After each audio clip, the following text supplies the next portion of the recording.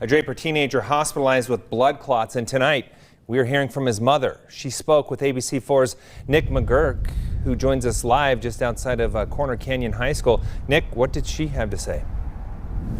She says her son, Everest Romney, is 6'9" tall.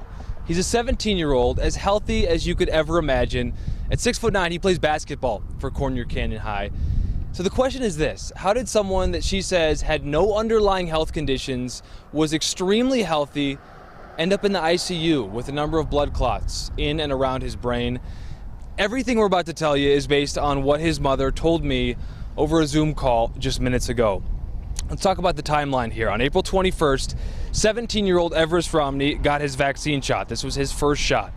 The next day, he complained of a sore neck, had swelling in his neck. A few days later, Everest couldn't even move his neck because of the swelling without literally putting his hands on his cheeks or on his head to move his neck. Now, the pediatrician told Everest's mother that he thought it could be a pulled neck muscle from all the basketball that Everest plays. He plays a high-contact sport, and, looking back, his mother acknowledges maybe this shot could have caused some kind of inflammation that was exacerbated by the competitive basketball that Everest plays. But let's get back to that timeline. At the time, his mother knew the swelling, those constant headaches, even a developing fever. It had to be something she knew, but the pediatrician prescribed antibiotics, she says, a neck brace for a possible pulled muscle. Meantime, Everest, he just kept playing basketball. And then the migraine started. His mother finally got him a CT scan. Then she got another one ordered on his head, and that is when doctors found out he had 2 blood clots inside his brain, another on the outside of his brain. The hardest thing was I let him get that shot.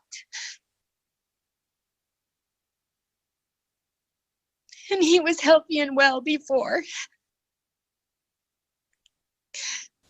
And I was doing my best, and I thought it was the right thing to do. And I don't want to discourage any parents from not doing that. But you question. You can't help but question it when it all goes wrong. His mother says they do need a miracle, and they are so absolutely grateful for the prayers, the fasting, the messages of love. It is really holding this family up right now. Everest is still in the hospital, no longer in the ICU. A lot to be determined here. She still has a lot of questions, but that is her story. That is her son's story, and she certainly wants parents to be educated about what is possible. We're not naming the vaccine right now. There's no proven link. But again, she wants parents to be their own advocates for their children, and she wants pediatricians to know this: these vaccines are new. You might see something you've never seen before.